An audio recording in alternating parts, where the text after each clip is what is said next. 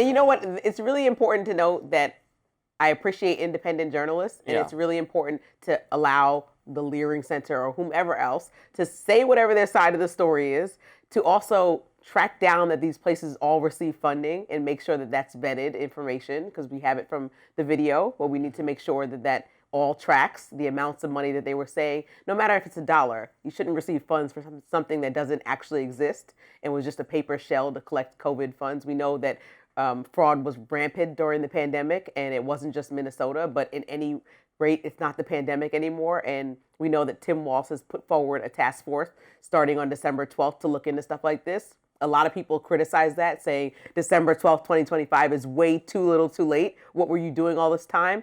I have a different perspective. I'm critical of his response right now in December, but when I think about his response during the pandemic, he says that he was following federal guidelines that loosened a lot of the restrictions around collecting funds, which opened up more opportunities for fraud. So I'll give that leeway to all governors and leaders during the pandemic that were trying to urgently respond to a dire circumstance. But after you hit like 2022, I think states had to really take some autonomy here to gather their resources and figure out what the plan was, because we got a little bit of a hold on the pandemic that was taking us all over by storm. Everyone wearing a mask, getting different guidelines and not knowing how to move forward, to a more calm version of COVID where people weren't just, on ventilators every single day, and we had updated news where we couldn't even step out of the house. So I think that governors then had a chance to step away from what federal agencies were telling them and decide what looks best for their states, and even push back in instances like this so that we don't have this much fraud committed.